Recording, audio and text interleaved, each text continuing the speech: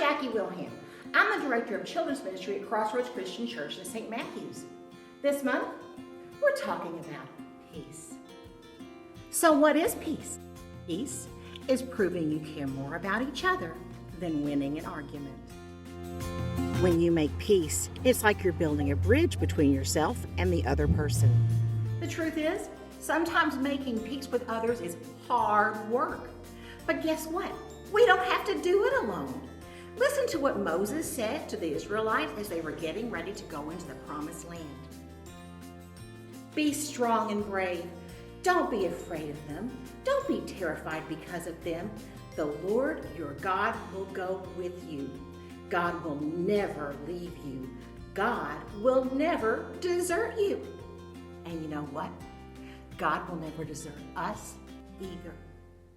Today's Bible story, though, it comes from way before Moses' time. Do you remember our friend Abraham? Remember that God promised him that a great nation would come from his family? Well, the first thing that came from his family was his son, Isaac. And when Isaac grew up, well, God had a promise for him too. Let's listen to what God had to say to his friend Isaac. I will make your children after you as many as the stars in the sky, and I will give them all these lands. All the nations on earth will be blessed because of your children. You know what?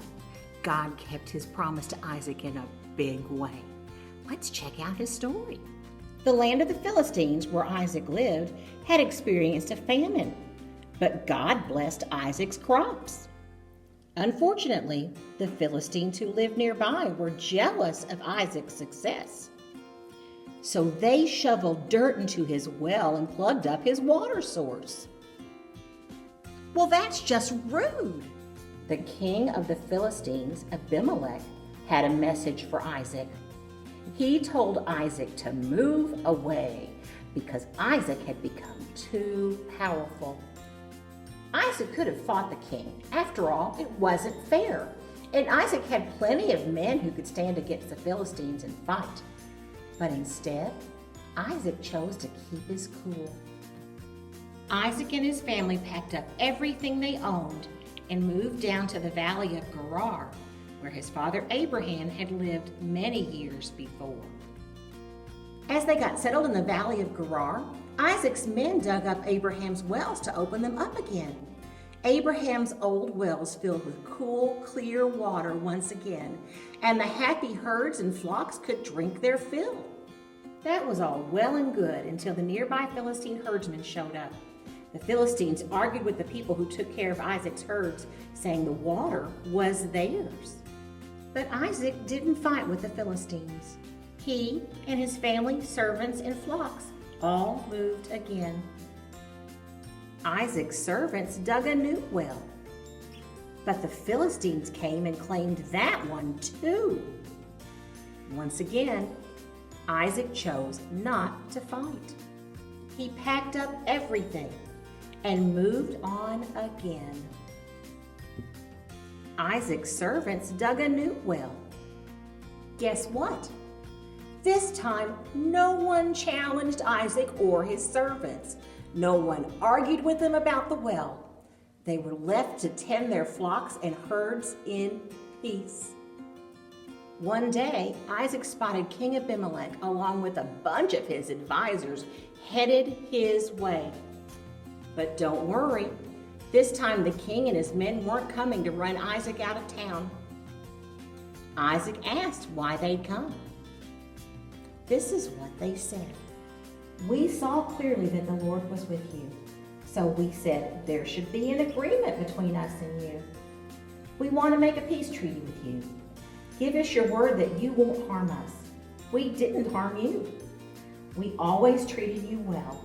We sent you away peacefully. And now the Lord has blessed you. How great is that? King Abimelech noticed just how much God was blessing Isaac for Isaac's peacekeeping ways, and King Abimelech decided it was time for him to make peace with Isaac. Isaac agreed and even made a feast for Abimelech and his men.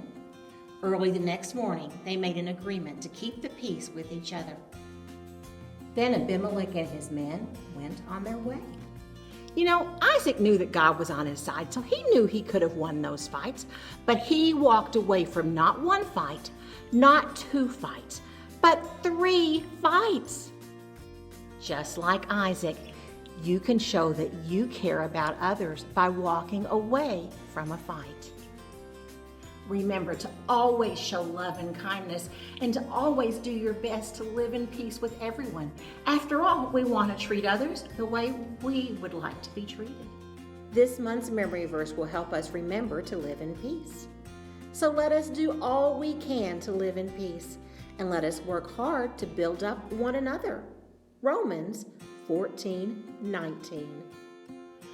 I am really enjoying these lessons about peace with you, and I cannot wait to learn more about peace next week.